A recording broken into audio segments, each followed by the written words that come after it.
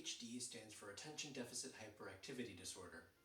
The name of the condition has the two most common symptoms that affect day-to-day life, namely attention deficit and hyperactivity, that while frequently paired together are not always. That's why there are three main classifications: predominantly inattentive presentation, predominantly hyperactive impulsive presentation, and combined presentation.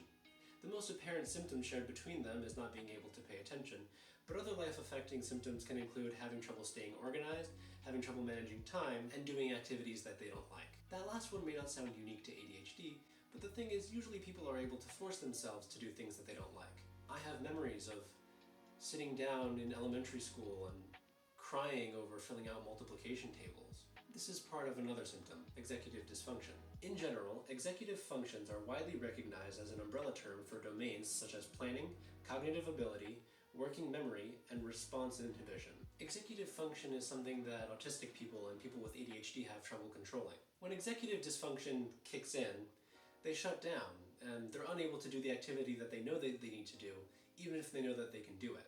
However, in multiple studies, adults and children with ADHD reported being able to hyperfocus on topics they like. Hyperfocus is an extended period of time where one is able to focus on a subject, often to the point where they disregard the surroundings, including eating. That's why I turn my homework in late, but spend 3 hours folding origami instead of going to sleep. So, what causes ADHD? What development or lack of development in the brain causes it to act in a way that's qualified to be ADHD?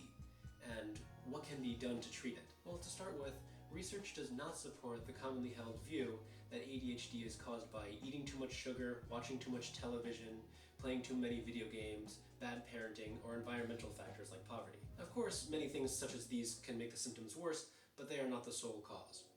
Both the CDC and NHS say that while not completely understood, one of the biggest suspects is genetics, as a link was found in twins having ADHD. It is also suspected that tobacco and alcohol use during pregnancy can have an effect.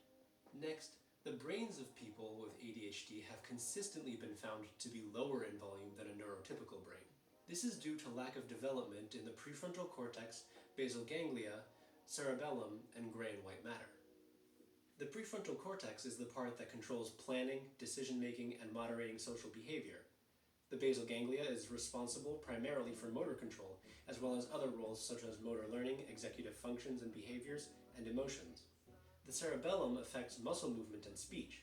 Gray matter processes information and has a hand in reactions to stimuli, and white matter is responsible for learning and communicating between different parts of the brain. There is a direct correlation between the reduced development of these areas of the brain and severity of symptoms. Let's look at this and focus more on how it affects work ethic. The basal ganglia is a central component to the brain reward cascade. When someone completes a task, serotonin is released, stimulating the production of enkephalin, which in turn moderates how much dopamine is released at the reward site.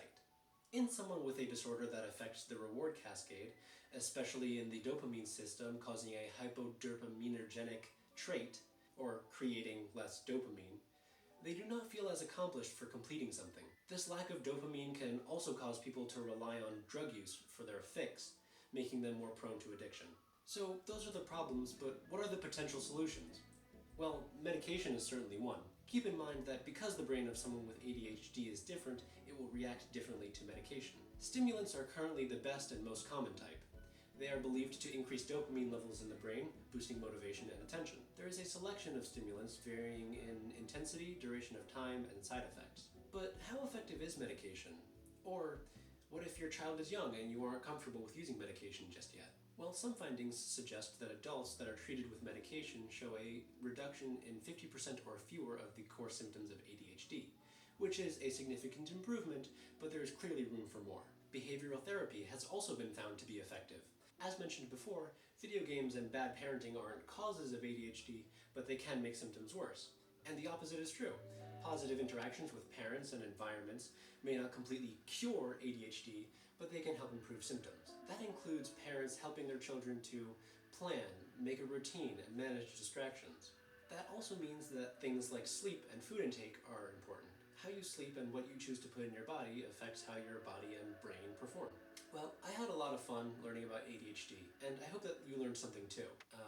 If you couldn't tell by now, the reason that it is so significant to me is that I have ADHD. While doing research, I also found several other points that are worth looking into, but weren't completely relevant to this video, like differences in ADHD with women versus men, and the correlation between ADHD and other cognitive disabilities like autism and dyslexia. I have a document in the description with the script of this video and the studies and sources that I used if you want to check that out, and I hope you enjoyed the video.